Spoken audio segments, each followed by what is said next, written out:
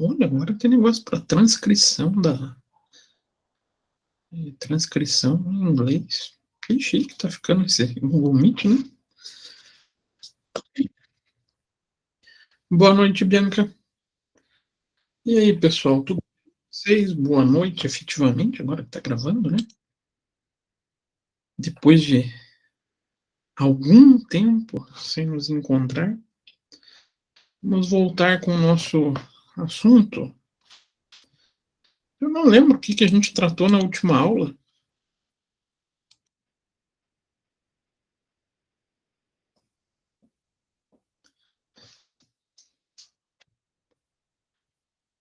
Alguém lembra? Professor, tá me ouvindo? Pode falar. Tô. Professor, eu esqueci de fazer o trabalho. Não foi proposital, é que eu tava de férias a semana passada, todos os meus empregos e eu acabei me desligando do mundo. Ai, ai, ai. Bom, Libera lá, professor, por favor. tá, vou ser bonzinho. Na verdade, o assunto do artigo que eu peguei, ele tem a ver com nossas próximas aulas. Não a de hoje, acho que nem na próxima, que daí a gente vai falar de recursos humanos. Aí a gente vai entrar dos desafios contemporâneos. Que daí eu vou trazer um pouquinho do marketing, né? Que daí a gente já está encerrando o bimestre. Diga, Luana, pode falar. Professor, eu venho nas aulas, mas às vezes eu esqueço de fazer o exercício de frequência. Teve um da semana passada que tu colocou que vencia dia 22. Eu não sei se chegou a abrir esse ou não, porque a nossa aula foi dia 21. Eu acho que da aula passada eu não coloquei de frequência. Teve só um avaliativo. O avaliativo eu postei. Embaixo da avaliativa tinha uma atividade de frequência que vencia dia 22. Eu não sei se apareceu para todos aqui, mas para mim apareceu. E eu não respondi. Ah, mas eu coloco, se tiver, eu abro. Que na verdade. Vou falar mesmo gravando. Agora no presencial, a reitoria liberou a gente de fazer frequência. Não sei se eles viram que não surtia efeito, né? Então eu nem estou me preocupando muito. Mas eu abro lá. Já o avaliativo, esse tem que fazer, tá? O Então, daí, avaliativo eu já postei já. Ai, professor, esquecer do mundo uma semana é tão bom. não, eu vou abrir mais uma semana para vocês. Aí quem não fez, dá para correr e fazer. Tá bom? Obrigada, prof. Então, hoje a gente vai entrar no conceito, ou não exatamente no conceito, né? Mas em controles da administração pública, não em ferramentas de controle efetivamente, mas na forma com que existem esses controles. Agora eu pergunto, antes de até de compartilhar aqui, vocês acham importante essa figura de controle na administração pública?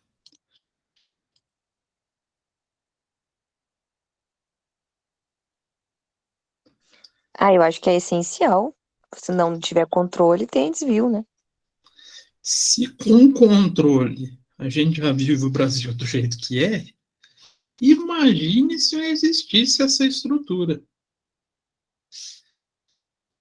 A gente teria problemas muito, muito mais sérios. Então, só para relembrar um pouquinho da figura da administração pública, ela se dividindo em duas, né? Administração pública direta, tá envolvido mais aos órgãos ligados a prefeito, governador, presidente, então aqueles executivos, né? E a administração indireta, envolvendo empresa pública, sociedade, economia mista, fundação, autarquia. A gente tem uma série de entidades que mantém esse conceito de administração indireta. E esse conjunto vão formar a administração pública e esses estão sob a figura do controle, ou necessitam do controle, né? Então, conjunto da administração direta e indireta, forma a administração pública. Então, recorrendo à doutrina, temos que a administração pública, no sentido formal, é o conjunto de institutos para a consecução de objetivos do governo, para a execução desses objetivos do governo. E a administração pública, no sentido material, é o conjunto das funções necessárias para os serviços públicos em geral, né, para a execução desses serviços públicos em geral. Então, na acepção operacional, se trata do desempenho perene e sistemático, então esse desempenho contínuo, legal e técnico dos serviços próprios dos estados, por eles assumidos em benefício da sociedade, né? E tudo isso envolve muito recurso e muito empenho para que seja executado.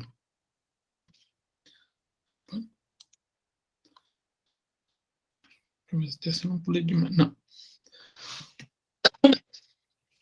Então, essa estrutura que exige muito recurso, muito empenho para ser executado, obviamente, necessita de mecanismos de controle para que eles funcionem de acordo com...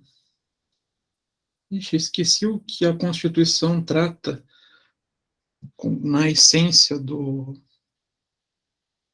funcionalismo público. Professor, eu não aguento mais ouvir 4 linhas da Constituição, artigo não sei o quê. É que vem da Constituição, esse que eu quero dizer, mas são os princípios, né? Os princípios da administração pública, para que os serviços sejam prestados, sejam executados dentro desses princípios constitucionais. Obviamente, a gente depende do controle da administração pública. Mas não se preocupe, Jéssica, eu não vou falar em 4 linhas da Constituição, que eu acho isso horrível de se falar. Comparar gestão pública com futebol é uma atrocidade, mas quem sou eu, né? Então, trouxe dois conceitos de controle. Então, de Pietro define o controle da administração pública como poder de fiscalização e correção que sobre ela exercem os órgãos do poder judiciário, legislativo e executivo, com o objetivo de garantir a conformidade de sua atenção aos princípios que lhes são impostos pelo ordenamento jurídico. Então, o próprio conceito, cadê meu marca-texto? Do Di Pietro, ele já traz a ideia da execução, da necessidade de execução, né, do exercício dos poderes em conformidade com os princípios da administração pública. Eu já esqueci quais são os princípios mesmo.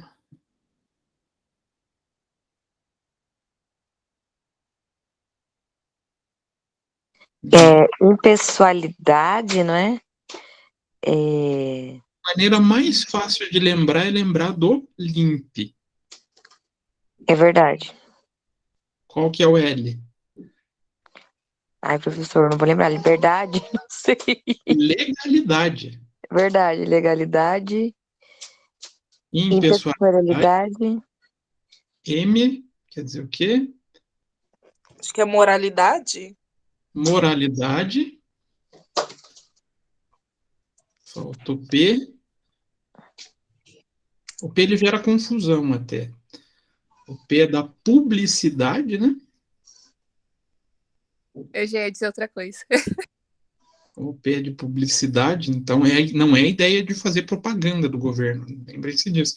É a ideia de que tudo que é feito deve ser publicado, né? Publicizado.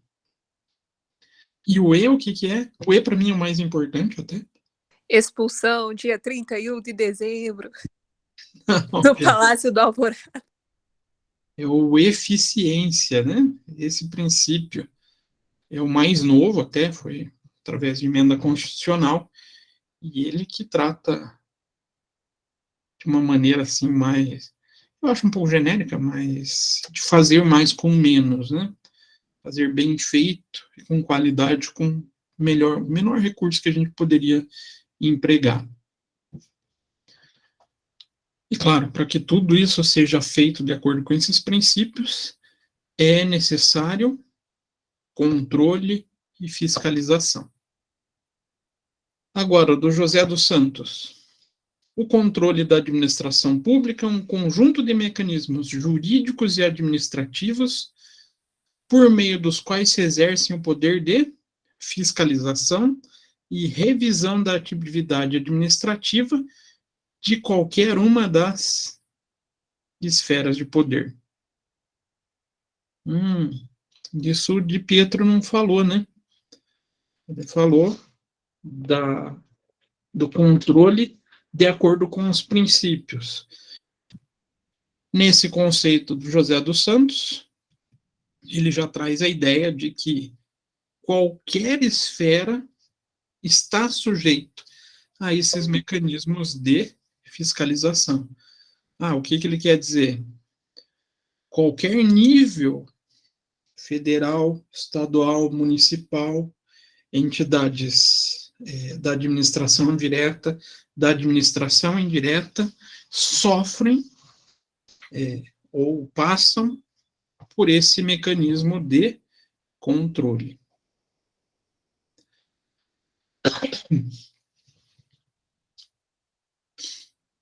E a gente pode classificar esse controle em espécies. Então, as modalidades são definidas quanto às seguintes espécies. A primeira, quanto ao órgão. Primeira formalidade. Segundo, quanto ao momento em que se efetua. Quanto ao ambiente, então ali a gente tem ambiente interno e externo, e de legalidade ou de mérito. Então a gente pode ter a classificação de controle derivando por essas quatro classificações. Quando a gente fala em órgão, então, quanto ao órgão pode ser controle administrativo,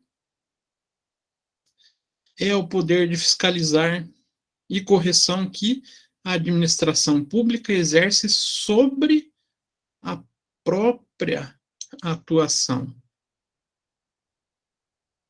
Sob os aspectos de legalidade e mérito, por iniciativa própria ou mediante provocação.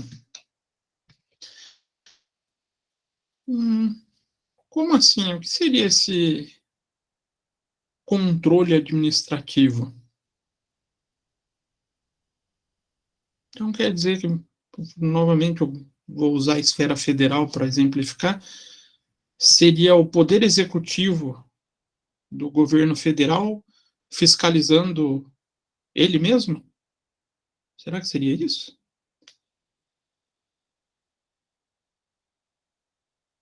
Lembrando que a gente tem uma estrutura bem grande embaixo desse presidente, né? Vamos falar assim.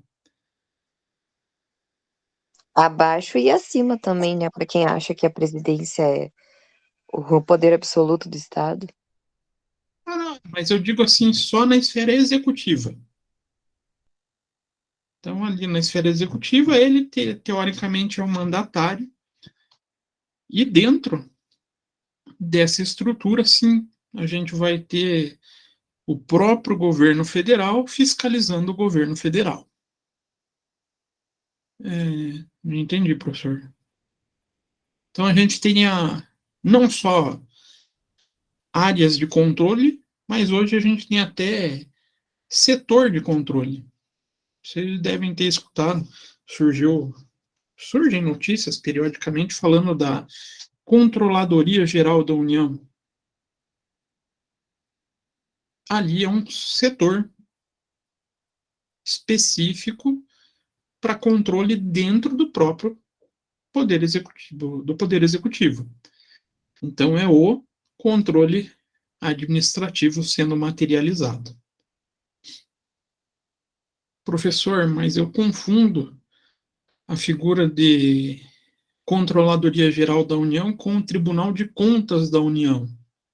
Não, Tribunal de Contas vai para esse nosso segundo exemplo, nosso segundo conceito, que é o quê? O controle legislativo. Basicamente, compreende o poder político e financeiro. O controle político aprecia as decisões administrativas e tendem aos aspectos legais e a oportunidade e conveniência diante de interesses públicos. O controle financeiro é exercido com auxílio do Tribunal de Contas, que implementa fiscalizações contábeis, financeiras, orçamentárias, patrimoniais e operacionais. Então aqui no controle legislativo é só o Tribunal de Contas? Não. A gente tem o controle político também. Quem seria o controle político?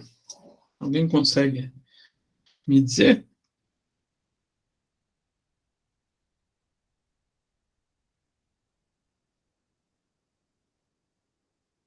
É a União, professor?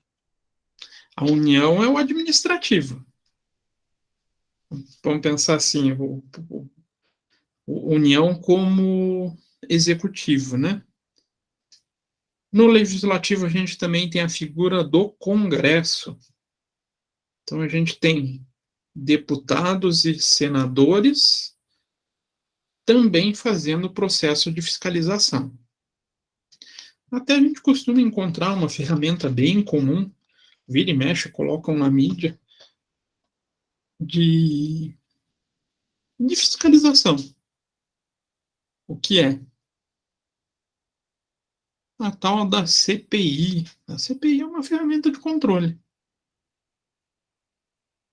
Provocada, mas é uma ferramenta de controle. O que é a CPI mesmo? Eu lembro da sigla, mas não lembro do nome.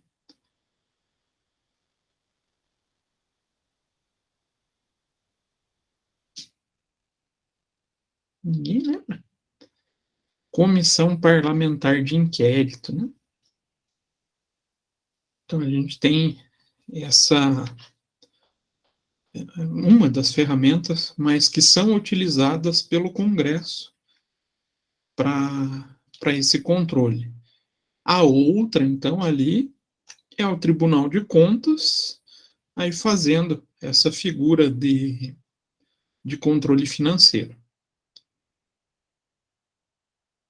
Professor, mas o professor exemplificou no federal. Como é que isso funciona no estadual e no municipal? Exatamente da mesma forma. Existe o controle político. Quem que é o controle político na esfera estadual? No federal é o Congresso. São a Câmara de Vereadores? Esse é no municipal. Então já respondemos o municipal. Então é a Câmara dos Deputados. Câmara dos Deputados, será?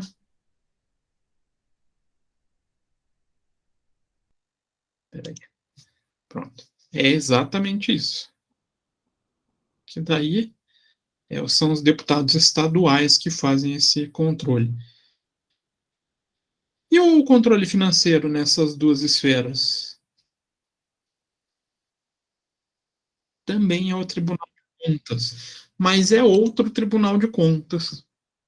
federal, a gente tem o Tribunal de Contas da União, e quando a gente vai para estados e municípios, a gente tem o quê?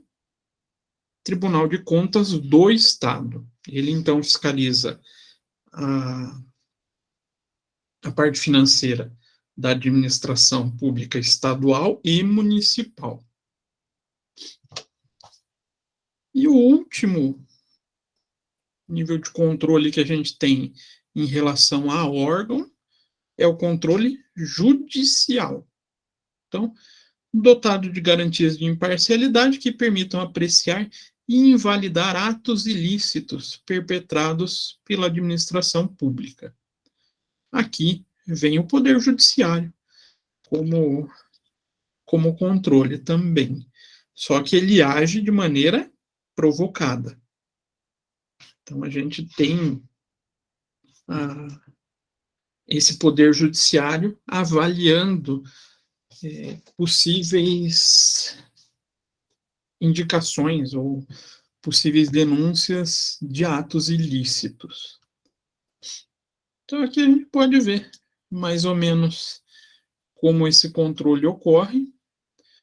Então, legislativo passa pela autotutela, ele tem o poder de controlar ele mesmo, assim como o executivo tem esse poder de controle dele mesmo, e também o judiciário. Certo?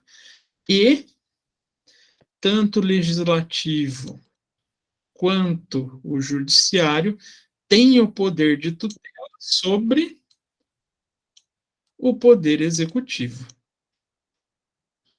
Então, eles podem e devem exercer a fiscalização do poder executivo. Nossa, professor, mas o poder executivo sofre um controle muito grande. Sim. Por que será? Por que ele tem essa característica de maior controle? Porque é por onde passa o dinheiro. Onde passa o dinheiro e aonde é definido e é executado as políticas públicas. Então, toda a sociedade depende do executivo, em qualquer uma das três esferas. Por isso, ele tem essa maior tutela sobre ele, né? São basicamente três órgãos que controlam o executivo, ele mesmo, o legislativo e o judiciário.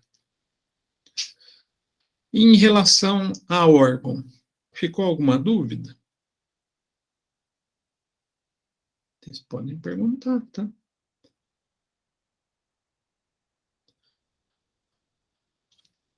Agora, com relação ao movimento que se executa, como pode ser dividido? Controle prévio, quando o ato administrativo fica sujeito a autorização ou autorização prévia, visando impedir que seja praticado ato ilegal ou contrário ao interesse público. O que seria esse controle prévio?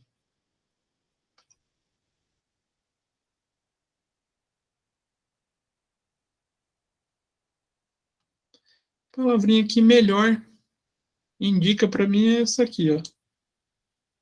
Uma autorização. Algo que só possa ser executado mediante uma autorização. Sem isso, nem se começa a execução de um processo ou de uma atividade pública. Vocês conhecem alguma situação que passe por controle prévio?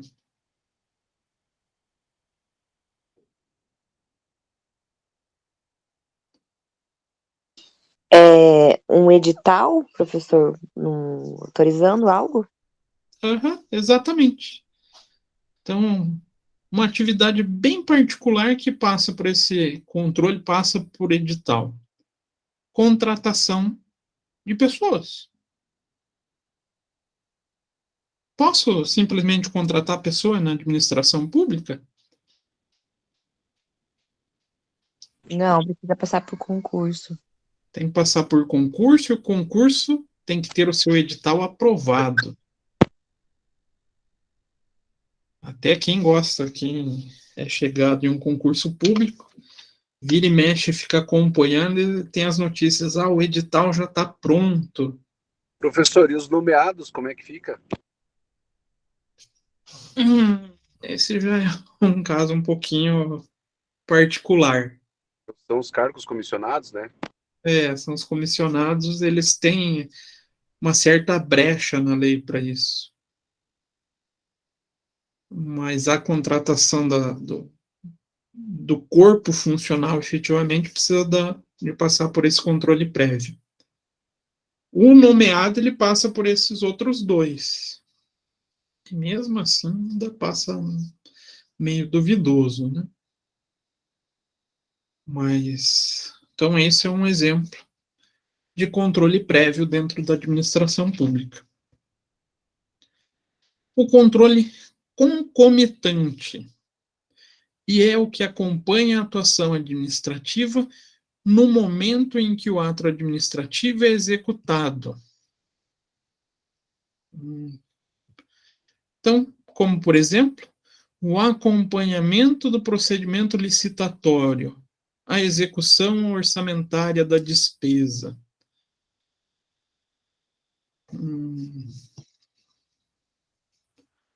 Não entendi.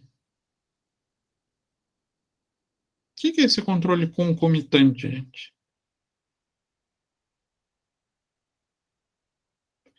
Alguém acompanhando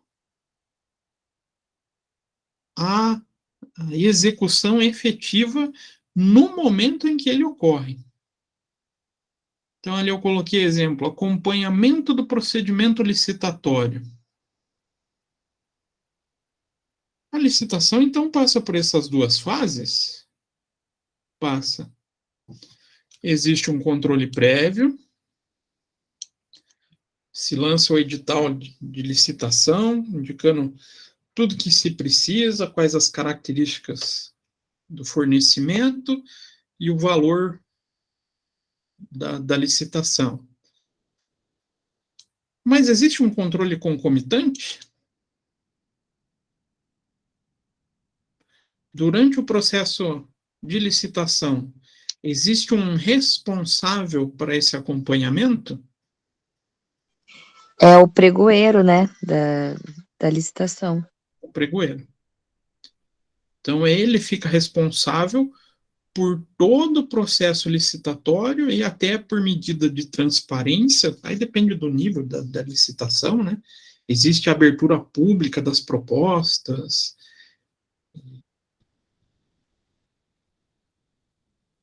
Barulho de caminhão aqui do lado do prédio.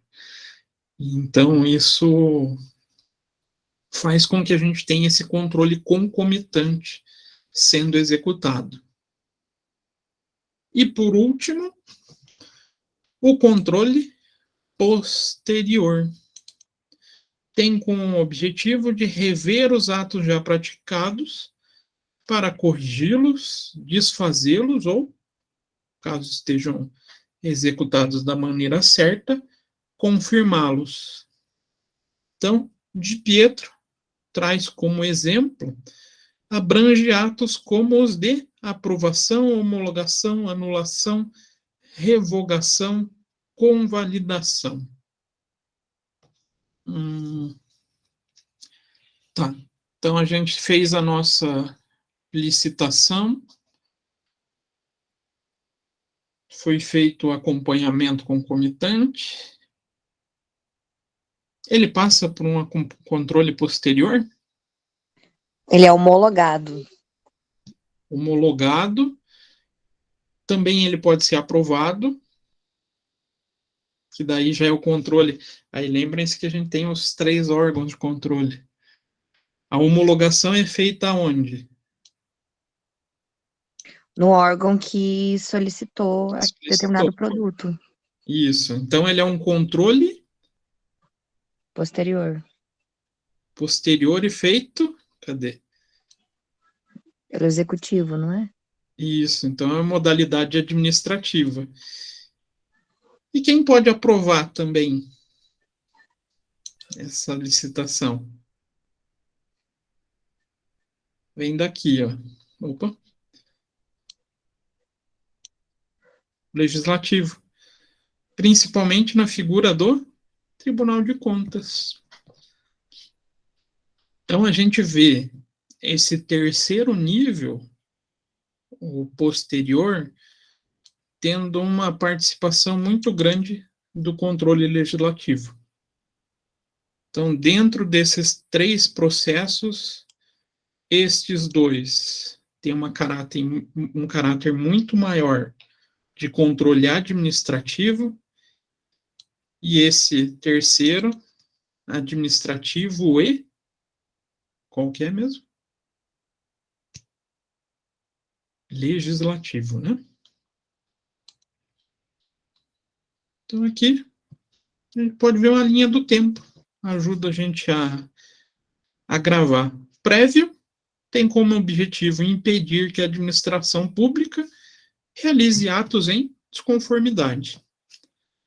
Então, ele já tenta barrar todo e qualquer processo que fuja da legalidade. O concomitante, ele objetiva verificar a regularidade da formação do ato administrativo. E o subsequente, verificar a legalidade dos atos da administração pública. Então, um bom controle tem que ter o quê? Os três modos de controle, né? O prévio, o concomitante e o subsequente. Tranquilo? O ideal é que esses três ocorram para não chegue ao controle judiciário, né? Evitar qualquer intervenção do judiciário. Aí a gente também tem quanto à posição em que esse controle se localiza. Aí a gente tem a figura do controle interno, que é o quê? É o controle decorrente de órgão integrante da própria estrutura em que se insere o órgão controlado. Então, como que a gente pode pensar em exemplos? A auditoria interna é um bom exemplo.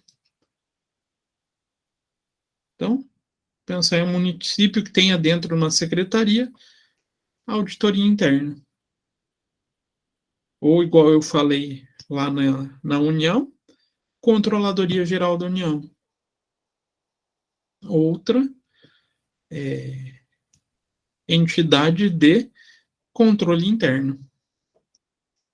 Então, qual que é a característica do controle interno?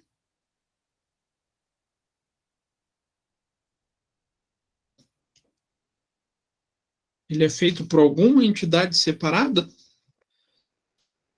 Não. É uma entidade ou um órgão, um setor, vai depender da hierarquia, da estrutura organizacional, né? Mas ela é dentro dessa entidade administrativa. Professor, isso aí pode ser chamado de auditoria interna? Tem setores que chamam. Quer ver? Eu vou pegar uma pessoa aqui que onde ele trabalha deve chamar desse jeito. João Lucas. Diga, A Copel tem o quê? Auditoria interna? tem auditoria interna. O que ela é, então? Uma entidade de controle interno. Ele é válido não somente para essas entidades, digamos assim, prefeitura, governo do estado e União. Também é válido para as administrações indiretas. Um exemplo, eu faço algumas atividades para o CRC. O CRC ele também tem um setor de controle interno. Não é auditoria interna, ele chama de controle interno. mas as atividades são semelhantes. Eles têm a mesma função. Claro, da Copel ela é muito maior, porque a Copel é muito maior do que o Conselho Regional de Contabilidade, né? Mas se a gente também pegar o governo do Estado, vai ser maior do que o da própria Copel. Então, aqui, a denominação pode variar, Leandro. Tranquilo? Sim, sim, entendi. E o controle externo? Então, é o controle exercido. Pode Posso dar um falar. exemplo? Pode falar. É minha esposa? Ah, então, é o controle exercido por um dos poderes sobre o outro. Então, ou a auditoria realizada por um órgão que não lhe é integrante da estrutura da administração que está sendo fiscalizada. Então, aqui a gente vê aquela figura da tutela, tanto o judiciário controlando o executivo, quanto o legislativo. Porém, quem executa de maneira frequente é o legislativo. Controle político e controle financeiro.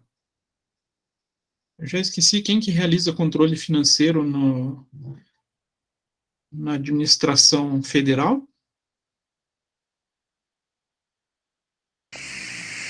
O Tribunal de Contas, não, esse é estadual, né? Tribunal de Contas da União. Isso, muda só o finzinho, Leandro. Tribunal de Contas da União. Controle financeiro do Estado e municípios. Aí entra o Tribunal de Contas do Estado. E eu já esqueci quem que controla o legislativo. O legislativo não. O controle político.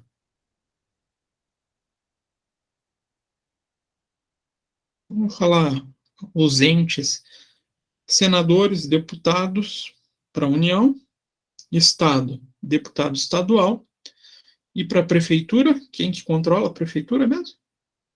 Vereadores. Vereadores. Essa é a estrutura, separando entre controle interno e controle externo. Tá, professor, mas o professor falou ali do legislativo. Eles têm controle interno também? Também. Tanto legislativo quanto judiciário tem o seu controle interno também. Então, aqui a gente tem essa figura. Controle interno, cada um realiza o seu na chamada autotutela. E o controle externo, a gente tem tanto o legislativo quanto o judiciário fazendo essa figura do controle executivo. Parece simples, não parece? Não, não parece. Eu acho ela simples na estrutura.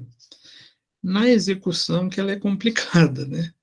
Manter controle de todo esse movimento, de todo esse recurso empregado, é que se torna um problema.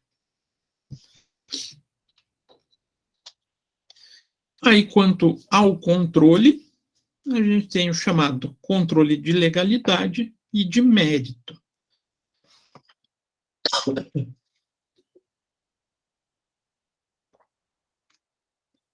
Então, de legalidade é o controle que pode ser exercido pelos três poderes sobre a legalidade dos atos administrativos, verificando se esses estão de acordo com as normas.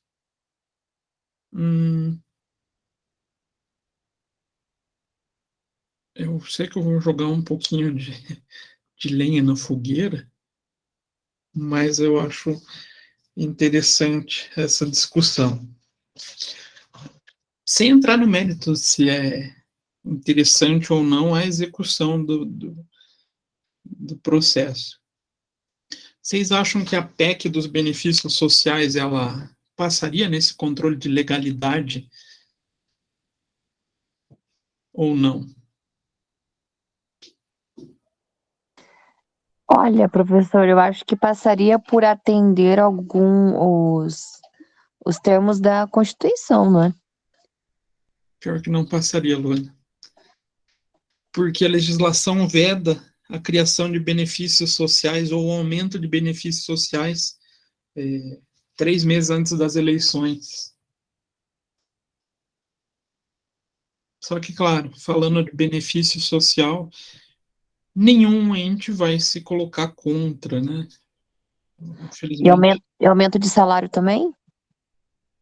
Do corpo funcional, Isso, dos servidores. também. É vedado.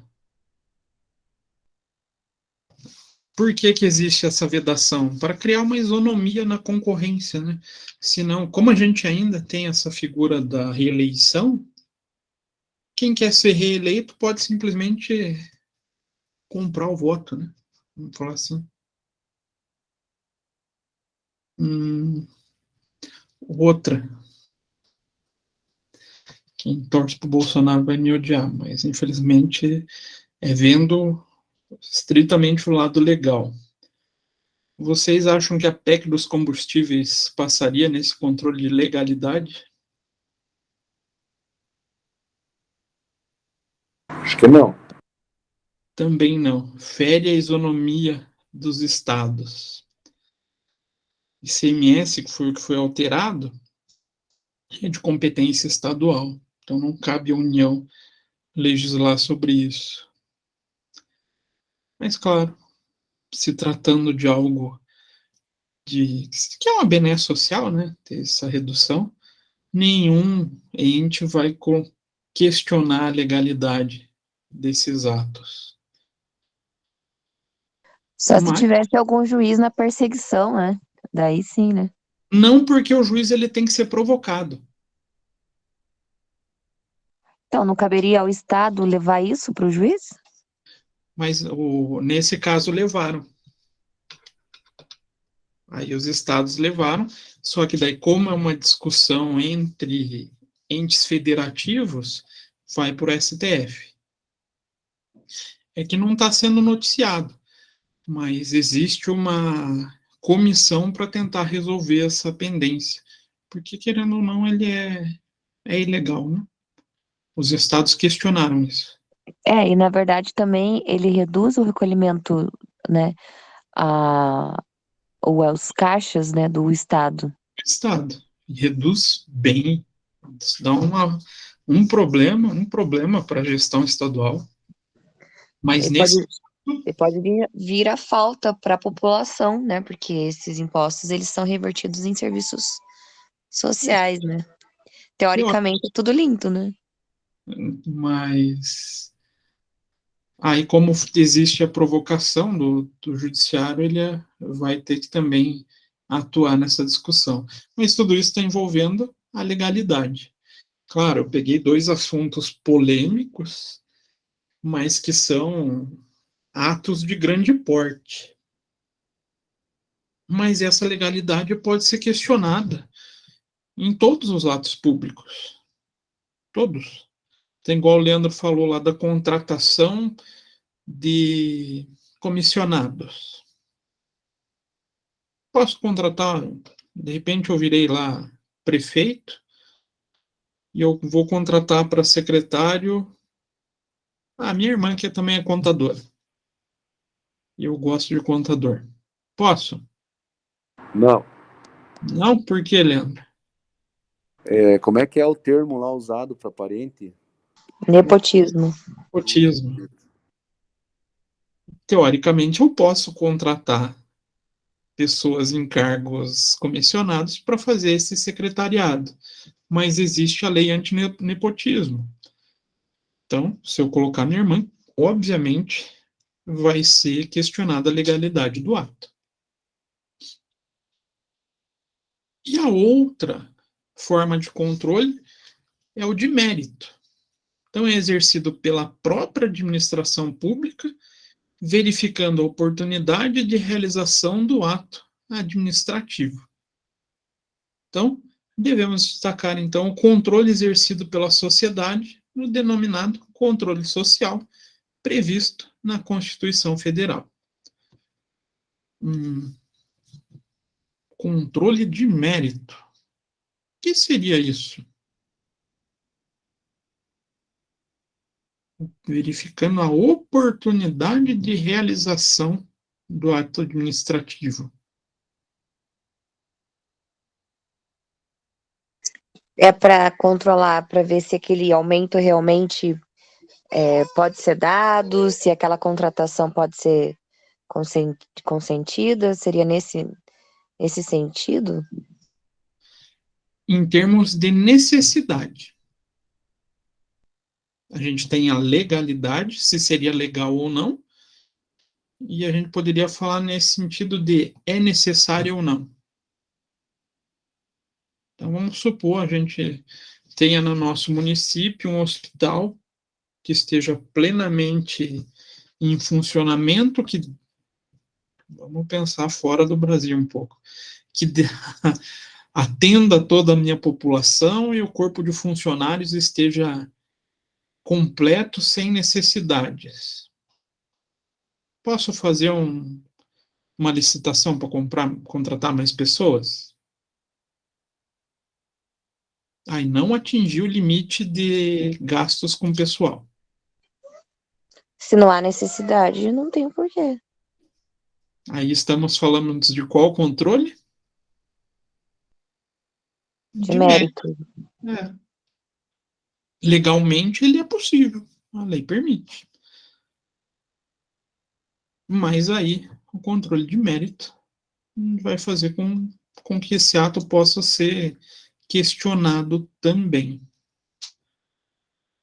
E hoje a gente vê essa criação desses controles sociais para verificação tanto Professor, deixa eu fazer uma pergunta. Falando nisso, tu acha que 23 cargos comissionados para assessorar um vereador entra no quesito do mérito? No meu ponto de vista, entra até por ferir alguns princípios constitucionais, né? Primeiro, não é moral, né? Esse volume tão grande. Segundo, não é eficiente. A não ser que eu comprove um desempenho super extraordinário desse vereador, mas aí eu já questiono também o princípio da eficiência. E fora aí o mérito também, né? Será que existe todo esse pessoal trabalhando? É o que a Prefeitura de Curitiba, né, no caso a Câmara, cada vereador tem direito, se eu não me engano, que eu vi na última eleição, eram 23 assessores. É isso mesmo. Por isso que a população fica vamos falar assim, revoltada com todo esse processo político. Mas, sinceramente, gente, eu acho que isso, indiferente eu acho que eu já até comentei com vocês. Eu acho que não é questão do político A, B ou C. Ali é uma questão de estrutura organizacional que a gente tem, uma estrutura funcional desse poder público. Eu acho que o Brasil deveria passar por uma reforma administrativa urgente. Mas, infelizmente, né, a gente vive essas atrocidades. E pior que elas passam. Pô, a maioria nem sabe que vereador tem esses assessores, né? Imagine essa quantidade de assessores. O pior é a troca de figurinhas, né? Que daí ele não pode contratar o parente, mas o cara do outro partido pode contratar o parente dele, e ele contrata o parente do cara do outro partido. Exatamente. É o que mais acontece, né? Eles trocam, né? Um contrata o parente do outro. Uhum. E o pior, aí, indiferente se é do partido A, B ou C, eles ali se juntam por afinidades até e fazem essas negociações. Depois que passa a eleição, não existe inimigo, eles são todos amigos. Uhum. Inimigo é só na nossa frente, gente. Então, aqui voltando, a Constituição denomina a possibilidade hoje do controle social. Então, hoje, a sociedade também pode fazer essa figura de controle. Mas será que é feito? Será que não é? Não, né? Basicamente era para fazer, mas não faz, né? É feito da forma deles, eu acho. Dentro das condições impostas por eles mesmos. Na verdade, esse é um movimento que vem crescendo no Brasil, tá? Se vocês olharem, lá nos anos 2000, essa figura do controle social, muitos locais chamam de laboratório social, observatório social. O observatório social é até o mais usado. Quase não existia. Hoje a gente vê crescendo esses centros sociais para acompanhamento da gestão pública. Quem sabe daqui a uns 50 anos esse corpo realmente ganhe peso, esse controle ganhe peso e consiga efetivamente mostrar para a sociedade e fazer essas correções. São muito poucos, né? Eu entendo que ainda existe o pão e o circo hoje, né? Sobretudo O povo não conhece esses observatórios sociais. Até porque aí o próprio nome já diz, né? Por ser um controle social, ele depende de verba própria.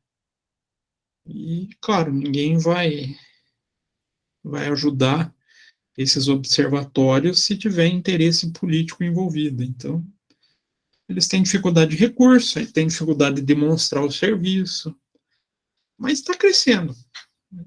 Tem que ter um pouquinho de fé, que acho que ainda pode avançar um pouco essa figura do controle social, né? E a gente também tem controles específicos. Ministério Público, Polícia Federal e a Controladoria Geral da União. Ministério Público. Ele poderá, então, promover inquérito civil e ação civil pública para proteção do patrimônio público e social, do meio ambiente e de outros interesses difusos e coletivos.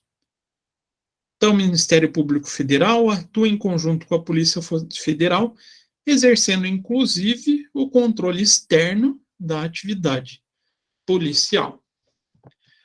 Antes da gente entrar no próximo parágrafo ali, vocês acompanham notícias sobre a atuação do Ministério Público? Quase todos os dias. Quase todos os dias. Ele vem crescendo também a sua atuação, né? Claro, existem ainda inúmeros entraves dentro do poder público, mas ele vem ganhando uma possibilidade de atuação muito grande. conforme o interesse também, né, professor? Infelizmente a gente ainda tem essa figura dos interesses, inclusive dentro do Ministério Público, né? Mas a gente vê o crescimento das atuações dessa entidade.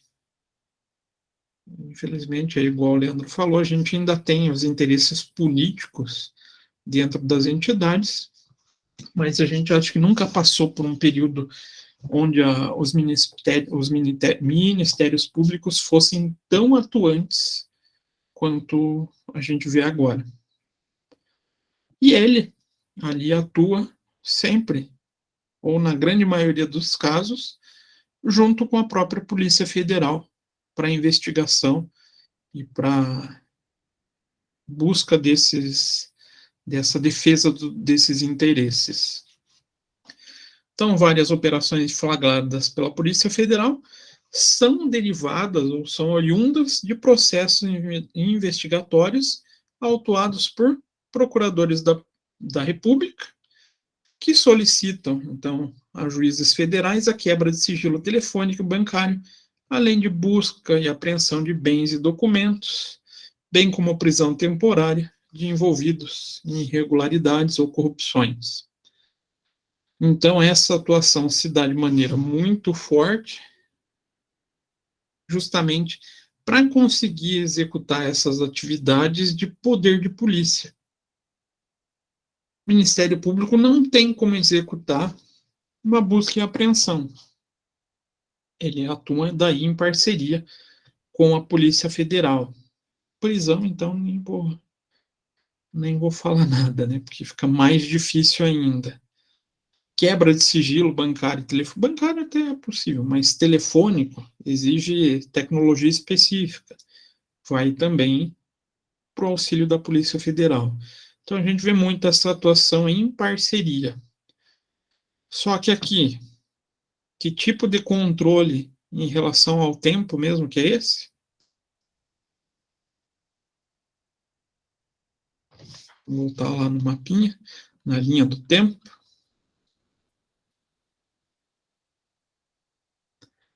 Essa atuação no Ministério Público está em qual dessas etapas? Está aqui, né?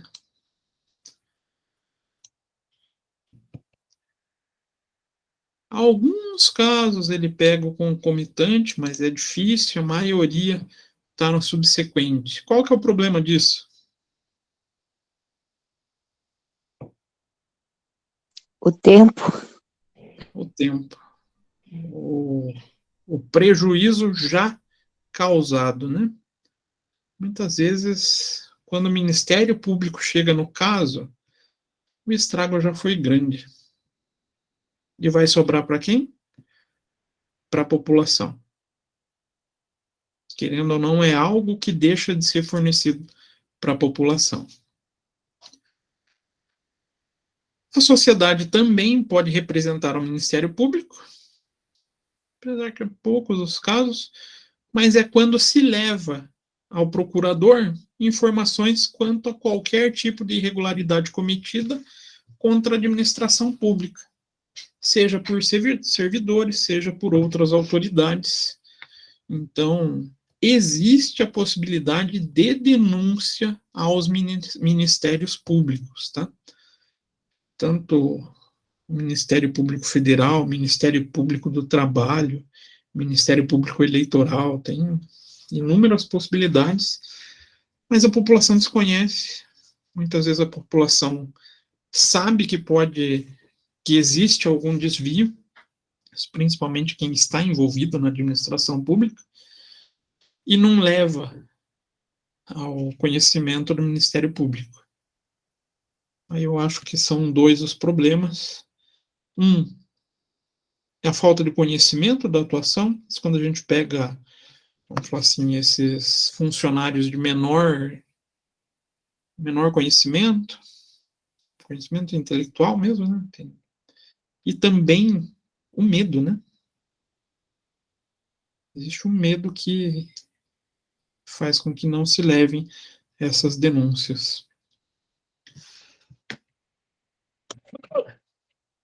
E quanto ao Tribunal de Contas da União, julga as contas dos responsáveis por quem aplica verba pública.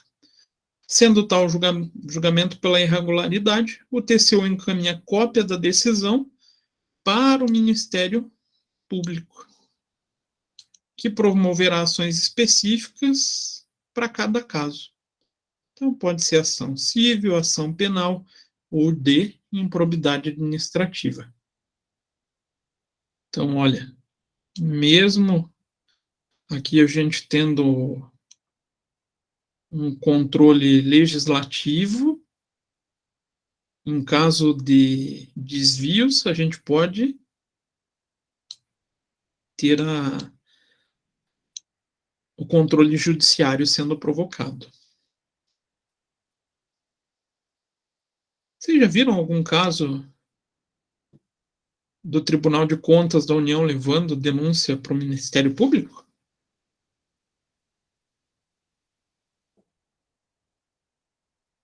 E agora?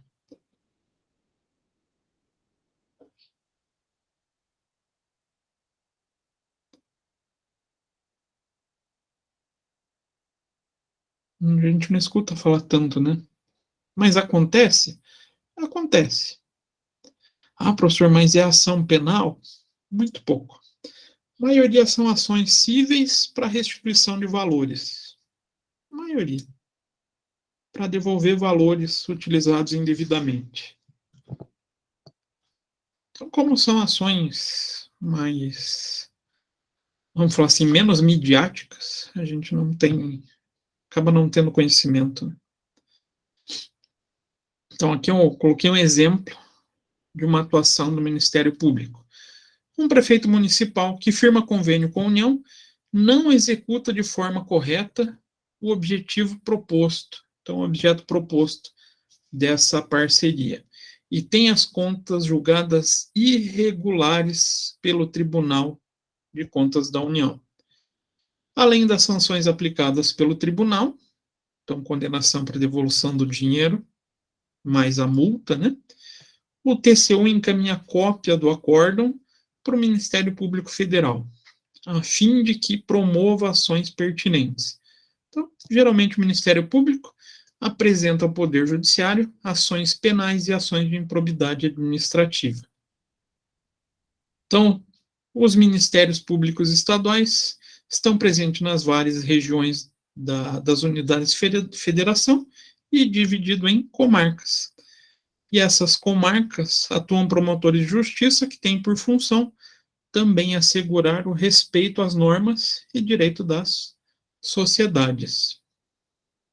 Os promotores estão mais próximos das populações municipais, podendo ser acionados por qualquer cidadão para garantir os direitos previstos na Constituição Federal. E o município? E é no município que as políticas públicas, programas de governo ou ações governamentais acabam sendo executadas.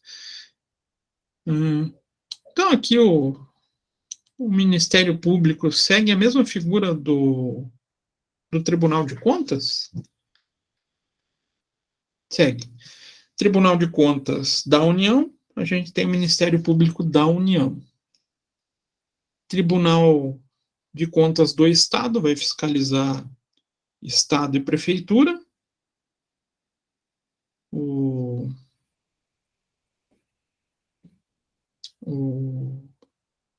Ministério Público Estadual vai oferecer denúncias, vai atuar nesses processos, tanto na esfera estadual quanto municipal.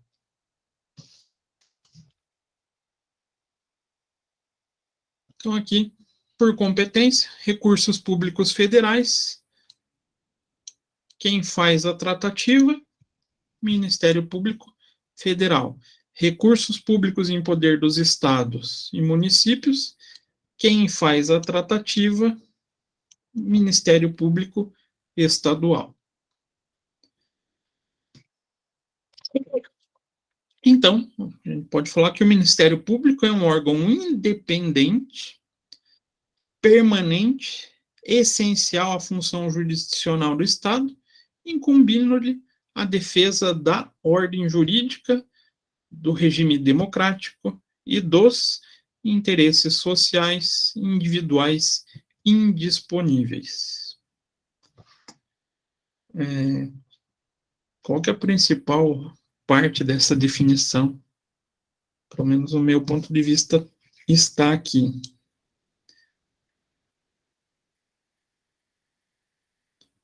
Ou deveria estar aqui, né? Todo Ministério Público ele deve ser independente, sem motivações pessoais, políticas, sem interesses, cabe a eles apenas a defesa da ordem jurídica, dos interesses sociais e individuais. Defender a população, não é defender a população, mas defender os interesses da população em relação a essa execução da administração pública. Tranquilo a parte do Ministério Público? Ficaram tão quietinhos. Outra órgão de controle, Polícia Federal. Então, nos termos da Constituição de 88, a Polícia Federal destina-se a apurar infrações contra a ordem política e social ou em detrimento de bens, serviços de interesses da União ou de suas entidades autárquicas e empresas públicas, assim como infrações cuja prática tenha repercussão interestadual ou internacional e exija repressão uniforme. Então, ela tem não só essa função policial, né, mas também de defesa de interesses da população, será?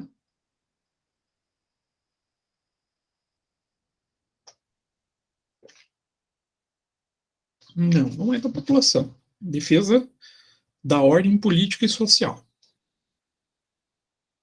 Não é que ela tenha ligação política, tá?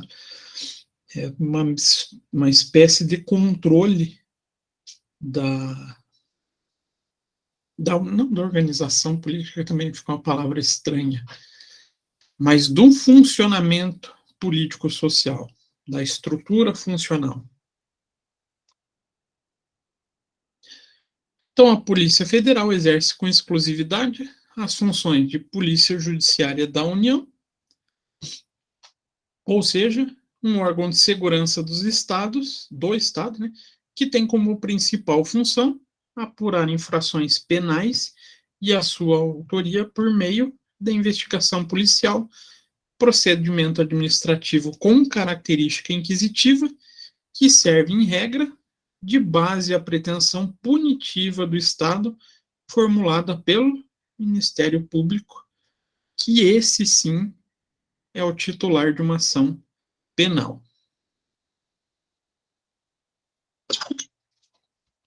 O nosso último controle específico, que é a Controladoria Geral da União.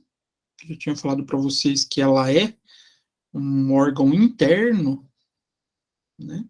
É um controle interno. Então, ele é o órgão de controle interno do Poder Executivo Federal.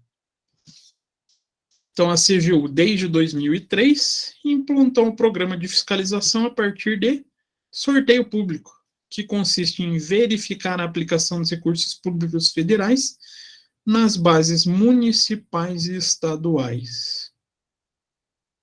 Professor, ela não é um controle federal? Como assim ela vai fiscalizar os municípios e estados? Não entendi. Por que existe esse controle? Eu trago a pergunta. Estado e município recebe dinheiro da União?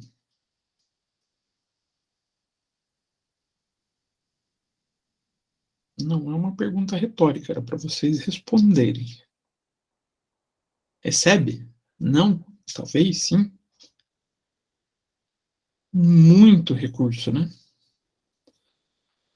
Ah, repasse do SUS, repasse do MEC, que mais? Repasse do Ministério de Infraestrutura. Todos os ministérios fazem repasses para aplicação de políticas nos estados e nos municípios. E quem controla esse recurso? Claro, dentro do estado, dentro do município, tem o seu controle interno, mas a Controladoria Geral da União também faz esse controle. Então, estados ou municípios também se submetem à Controladoria Geral da União, visto esse envio de recursos públicos da União.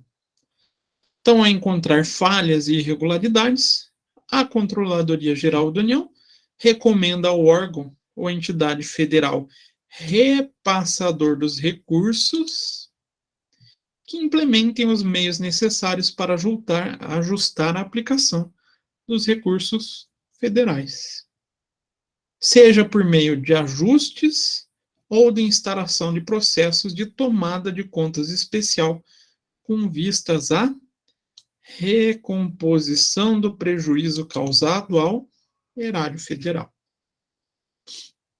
Então, reparem que nesse processo a CGU age exclusivamente controlando os recursos repassados da União para os estados. Então não cabe a CGU fiscalizar recurso recolhido pelo estado com ICMS? Não. Não cabe a ele. Cabe somente, então, ao recurso enviado pelo governo federal.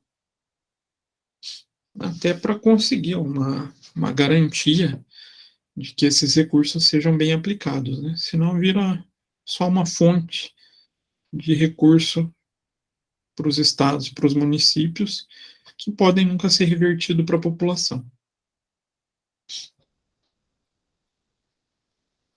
E a tomada de contas especial, o que é? É um processo instaurado pelo órgão ou pela entidade que concede esse recurso público e que a finalidade consiste em identificar o responsável que causou o dano ao patrimônio público, bem como a definição do valor desse dano, para poder efetuar a cobrança. E o processo de tomadas de conta especial vai ser julgado dentro do Tribunal de Contas da União ou do Estado. Aí vai depender dessa entidade que cedeu o recurso, para onde que ele vai enviar o resultado dessa tomada de conta especial. Quem faz a cobrança dos valores pagos não, né? Que foram mal utilizados, aí vai ser ou esse Tribunal de Contas da União ou o Tribunal de Contas do Estado. A tomada de contas especial, ela é só um procedimento para fomentar o processo dentro do Tribunal de Contas. Tranquilo até aqui, pô? Não? Talvez? Era isso que eu tinha sobre controle público. Controle da administração pública, né? Aí eu abro a dúvidas, perguntas, questões. Entenderam tudo? Tá todo mundo assistindo a novela? Esse horário é Jornal Nacional ainda, né? Professor, sobre esse auxílio que aconteceu agora recentemente aí do governo, né, que vai sair, ele tem um orçamento para 2023, né, desse auxílio, porém 2024 não tem, que é o que aconteceu lá com a Caixa Econômica, que eu não sei, eu acho que eles pararam de fazer aqueles empréstimos consignados, né?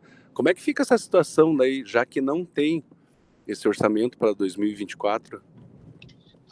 Vai ter que passar por emenda orçamentária. Esse que é o problema. Aí vocês podem ver que já tem um monte de notícia de... Até eu não vi quem que está responsável, mas até o Alckmin já foi conversar sobre o relator do orçamento, que eles já estão se reunindo, que querem realocar não sei quantos bilhões. É tudo feito por emenda orçamentária daí, né? Aí que mora o perigo. Que às vezes nessas emendas orçamentárias é que geram as negociações duvidosas. Não sei se eu consegui ajudar, né? Sim, é porque ele tem um tempo que é feito, né, para 3 anos, né, esse orçamento, né, 4 anos. O orçamento é anual. Na verdade, o que é de 4 anos é o plano plurianual. Mas Isso. tanto o plano plurianual quanto o orçamento, ele é sempre possível de revisão, né? Então, ele pode passar por esses ajustes. E o próximo plano plurianual vai ser apresentado ano que vem só. Então, provavelmente o governo vai já apresentar com esses ajustes. Aí que daí vai ser feito ajuste no orçamento anual e eita, deu branco nas 3 peças. É o PPA, a lei de diretrizes orçamentárias. Aí ele vai passar nesses 2 ainda, reajustando. Então, essa parte orçamentária, ela não é algo estático. Ela é sempre possível de ser revista. Flexível. Sim, ele é sempre passível de revisão, só que daí entra essa negociação, porque quem faz a lei de diretrizes orçamentárias, quem aprova, né? E quem aprova a lei de orçamento anual é a esfera legislativa. Aí começa aquelas negociações entre o executivo e o legislativo. Aí surgem aquelas coisas que só o Brasil para a gente poder passar por isso, né? Não sei se em outros países é tão assim, mas é só no Brasil que a gente vê essas coisas malucas, né? Rodrigo, você tinha aberto o microfone, ia falar alguma coisa? Não, professor. Só falar que entendi, tchau, professor. Só. Mais alguma dúvida, gente? Nessas horas, acho impressionante como fica tudo tão claro na mente de vocês. Aí no dia da prova parece que fica nublado. Eu ia brincar agora, dava pra perguntar no dia da prova, se tiver dúvida.